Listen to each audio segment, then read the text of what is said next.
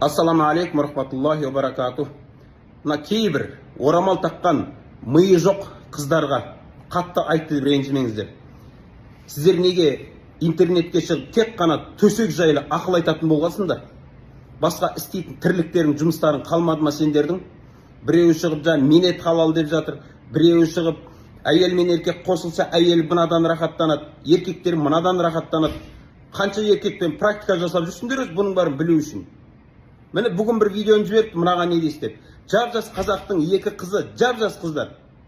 Мынандай бір таяқшаны ұстап алған, мынаны қолдансаң қыздай боласың дейді. Енді бұл беті жоқ, бұл ұялмағаннан кейін мен ұялам ба айтуға? Айтайын не деп жатқанын.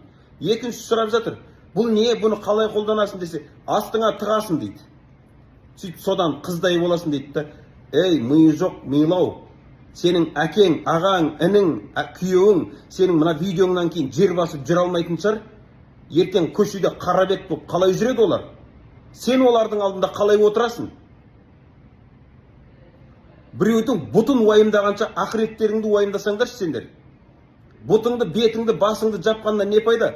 Ауыздарың бұттан жаман болып кетті ғой. Өзі қанша керемет әйел ұстаздар бар, әпке қарындастарымыз бар, салихалы, тақуа. Не бір қазақтың қаракөз сұлу қыздары бар орамалда жүрген, өте әдетті. Солардың бәріне тіл тигізіп, жексұрынғы біттіңдер ғой. Сендер исламға тіл тигізіп біттіңдер ғой сендер. Немесе әкейі дінді жек көрінішті қылу үшін орамал тағып жүрген діннің дұшпанысыңдар ма сендер? Біреудің бұтында нең бар сен? Бұттан, төсектен өлдіңдер ма? Ұят келтірмейтін бір пайдалы нәрсемен айналыссаңдар, онсыз да мына орамалды қайтсақ құртсақ екен деген уайыммен жүрген адамдар, қауымдар жетеді елде.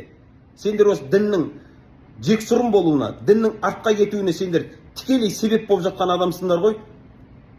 Тіптен бастарың істемейді екен бар ғой сендердің ше.